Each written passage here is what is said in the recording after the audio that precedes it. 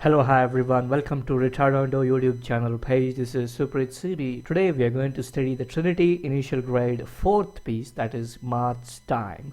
In my previous 3 Trinity initial grade piano, we studied 3 pieces. They are Allegretto, Old German Dance, and Summer Swing. So in this class I'm going to give a deep tutorial on this March Time.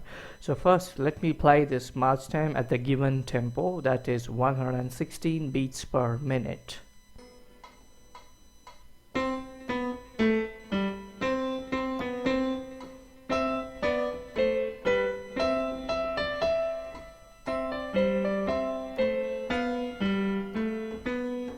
Okay, now I play the first 2 lines of this March Time, that is 6 bars. Okay, starting with the first bar in right hand. What do you see in right hand, the first bar? You see a rest there. So what kind of rest is that? So I think already you'll be knowing that if you have watched my previous videos of this Trinity tutorial. That's known as whole rest. That means the whole bar is going to be rested there. You're not going to play anything with your right hand, but you have something to play on the left hand. So we'll start with the left hand now. Let's study what are the notes they are. Okay, the first note is located on the topest ledger line, we say. That's the imaginary line. So that should be the middle C. I hope you can easily identify that. So that should be the middle C, and also the finger is given is finger number is 1. So you're going to play the finger number 1 is thumb finger here. And can you see on those first bar in the bass clef, all the notes are having a small dot on each note. That means that says about the articulation. So articulation means that's a staccato.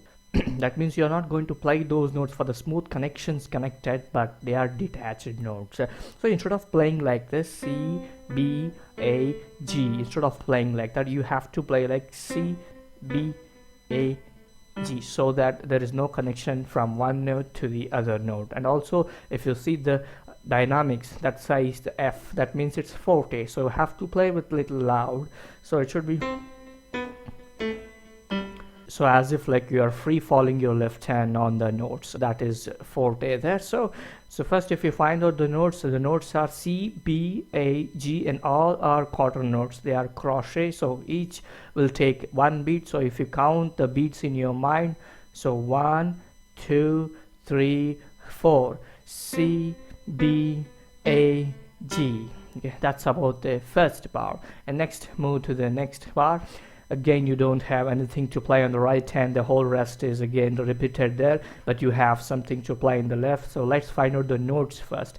So the second bar, the first note is again C note, because that's written on the ledger line, the upper ledger line. So the notes who are written in the upper ledger line in the bass clef, that means they are known as middle C. This we have already learned. So the C note has to be there. And if you see, the next note is again C note, and next note is little down, so that should be the B, and again the 4th note is C note. But now on the top of these 4 notes there is a slur now, this is legato. So now you're not going to play them detached. That's only for the first bar. For this second bar, you're going to play them with the smoothly connected format. So that should be, but remember, you're going to play this with forte again, because forte dynamics is still continuing on the second bar too. So it should be loud. So if you count for the beats, 1, 2, 3, 4, this should go. And you know, I played the second note and third note. They are C and B. They are 8 notes. That means they are quaver. That means you're going to play in 1 beat both the notes. So 1, 2, 3, 4, 1, 2, 3, 4.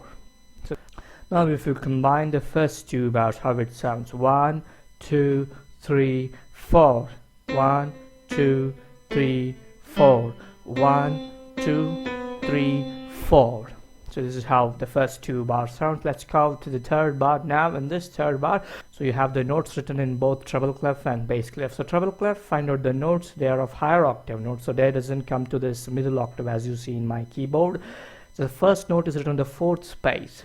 So 4th space or the 4th gap, so it indicates the higher E note, and also the finger is given, that's a 4th finger.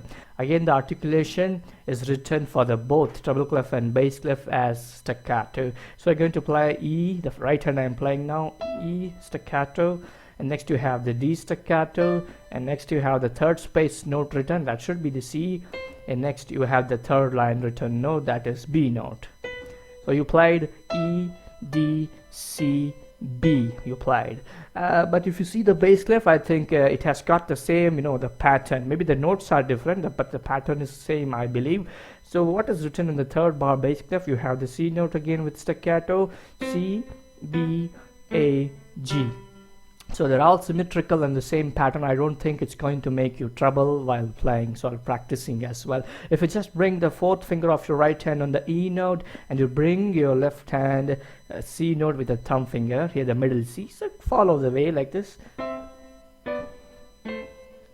So that makes easy to understand, and usually we have to play them on quarter beats because they're all crochets, so each taking one beat. So 1, 2, 3, 4, the sounds. Okay, the sounds correct. Now if you look at the whole line, I forgot to say at the starting, if you look at the whole line at the starting, the time signature it is written. What is the time signature written here?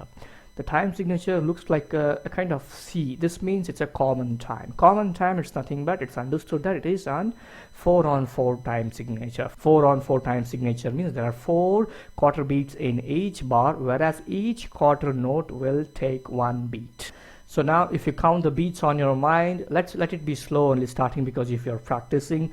So let me count the beats and also play. 1, 2, 3, 4.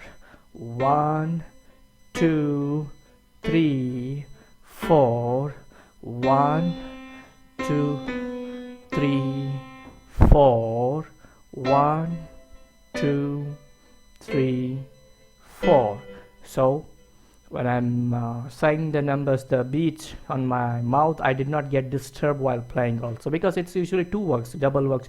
You're saying the beats on your mouth and you're playing the notes by your fingers, so it's a little confusing. So it's not mandatory to say always these beats in your mind. They should just keep running in your mind. If I run those beats in my mind, and if you don't hear those, it sounds like this.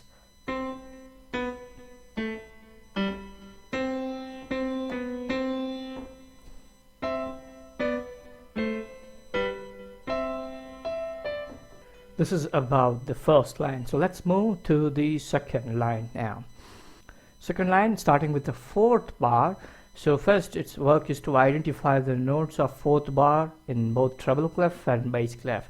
Again, in the fourth bar, the first note is written on the fourth gap or fourth space. So the note which is written on the fourth space, we know it is higher octave E, as it's repeated in the third bar also. So you have to play that is E note. And coming to the fingers, so the previous E you have already played with the fourth finger, so the same thing applies here. So you're going to play this E here, and still it is forte, remember. And next you have E, D, E again, and they're all slur joined with a slur, that is legato.